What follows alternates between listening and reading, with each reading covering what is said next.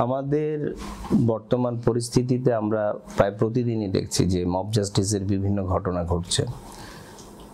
এটা আমাদের আইন শৃঙ্খলা পরিস্থিতি থেকে শুরু করে সার্বিক দেশের যেই জনমানুষের যে অবস্থা, সরকারের উপর বিশ্বাস, প্রতিটা জায়গায় কিন্তু একটা বড় ধরনের প্রভাব ফেলছে।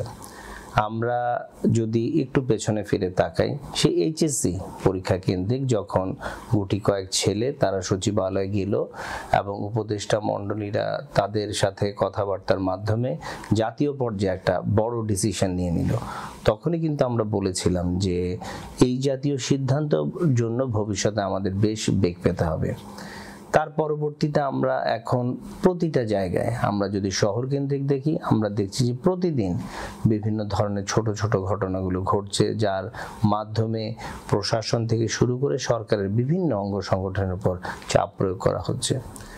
গ্রামীণ জনপদে যে বিষয়টা দীর্ঘদিন ধরে আমরা দেখছি যে উপজেলা নির্বাহী অফিসার বা জেলা প্রশাসক যিনি রয়েছেন, এছাড়াও যে কোনো সরকারি প্রতিষ্ঠানের উপর যারা সেই ইয়ত গ্রুপের, তারা বৈষম্য বিরোধী আন্দোলনে জড়িত থাকুক বা না থাকুক, তারা সেখানে যে ওই ব্যানারে এক ধরনের চাপ প্রয়োগ করছে এবং সেই চাপ প্রয়োগের মাধ্যমে সিদ্ধান্ত গ্রহণে কিন্তু আমরা দেখছি যে এক ধরনের প্রশাসনের ক্ষেত্রে সে কি ভাব রয়েছে।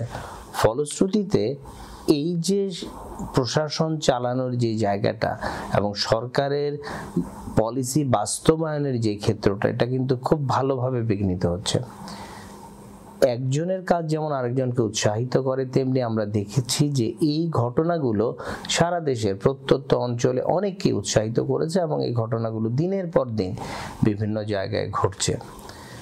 এটাকে যদি অতি সত্বর সরকার খুব দৃঢ়তার সাথে মোকাবেলা না করে, তাহলে পরিস্থিতি যে কোন দিক দিয়ে চলে যাবে সেটা বোঝা কিন্তু খুব মুশকিল। আমরা আমাদের অর্থনীতির যে স্বাবলম্বিতা বা অর্থনীতির যে গতিশীলতা, সেখানে কিন্তু বর্তমান সরকারের কাছে যে ধরনের এক্সপেকটেশন ছিল, যদিও তারা প্রিভিয়াস রেজিমের অনেক কিছুকে টেনে নিয়ে যাচ্ছে, তারপরেও সেখানে কিন্তু একটা বড় ধরনের বাধা আমরা লক্ষ্য করছি এবং আমাদের যে এক্সপেক্টেড গোল তার কাছে কিন্তু আমরা পৌঁছতে পারিনি। দ্রব্যমূল্যের ঊর্ধ্বগতির কারণে খুব বেশি বাধাগ্রস্ত হচ্ছে জনমানুষের সাধারণ যে জীবন। গ্রামে যদি আমরা খবর নেই, তাহলে আমরা দেখব যে কনস্ট্রাকশন থেকে শুরু করে বিভিন্ন ধরনের যে কর্মকাণ্ডগুলো, সেগুলো বরাদ্দ বন্ধ হওয়ার কারণে বা মানুষের যেই আর্থিক সক্ষমতা সেটা কমে যাওয়ার কারণে খুব বেশি কিন্তু সেই জায়গায় কাজ হচ্ছে না। ফলে মানুষের মধ্যে এক ধরনের কর্মহীনতার পরিবেশ বা বেকারত্ব বিরাজ করছে, যেটার প্রভাব কিন্তু বাজারেও পড়ছে। এই জায়গাগুলোতে সরকারের কিছু খুব শর্ট টার্ম অবজেক্টিভকে হাতে নিয়ে বা শর্ট টার্ম গোল অ্যাচিভমেন্টকে হাতে নেওয়া প্রয়োজন। আর এখানে রাজনৈতিক দলের ক্ষেত্রেও আমরা একটা জায়গায় লক্ষ্য করছি যে সরকারের সাথে রাজনৈতিক দলের একটা দূরত্ব। কেন জানি মনে হচ্ছে যে সরকার এবং রাজনৈতিক দলের প্রতিপক্ষ হয়ে যাচ্ছে কিনা কোথাও কোথাও। এখানে বিষয়টা বোঝার প্রয়োজন রয়েছে যে রাজনৈতিক দলগুলোই কিন্তু মূলত জনমানুষের প্রতিনিধিত্ব করে এবং গণতান্ত্রিক পরিবেশে যখন রাজনৈতিক চর্চা শুরু হবে এবং নির্বাচন কেন্দ্রিক বিষয়গুলো ঘটবে, তখন কিন্তু এই রাজনৈতিক দলগুলোই এই দেশকে পরিচালনা করবে। তা সেই ক্ষেত্রে রাজনৈতিক দলকে সাথে না নিয়ে যদি বর্তমান সরকার এগোয়, তাহলে মনে হয় যেই সংস্কারের কথা বলছি বা আমরা যেই অর্থনীতি থেকে শুরু করে আইন শৃঙ্খলা রক্ষা সার্বিক পরিস্থিতি বলছি, সেখানে একটা স্ট্যাবল সিচুয়েশন বা ভারসাম্যতা আনা খুব কঠিন হবে। মূল দুর্ভোগ কিন্তু সেই জনগণের।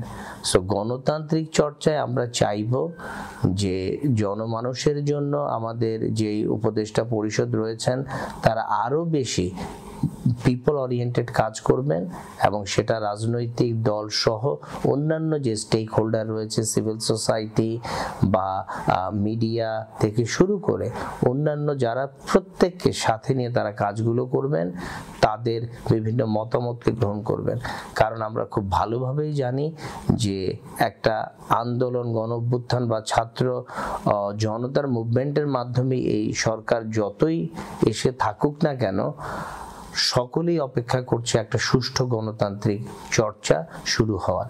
সেই ক্ষেত্রে নির্বাচন কেন্দ্রিক রোডম্যাপটা ঘোষণা করা অতি সত্বর খুবই প্রয়োজন, এবং সেই রোডম্যাপ যখন ঘোষণা করা হবে তখন কিন্তু ধীরে ধীরে জনমানুষ নির্বাচন কেন্দ্রিক হয়ে পড়বে।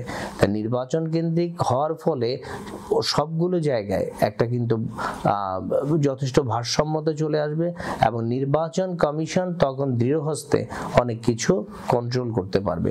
তা সেই নিয়ন্ত্রিত পরিবেশের জন্যই আমরা অপেক্ষা করছি। সুন্দর আগামীর যে বাংলাদেশ আমরা চাইব তা দ্রুত আবার আমরা ফিরে পাই। ধন্যবাদ।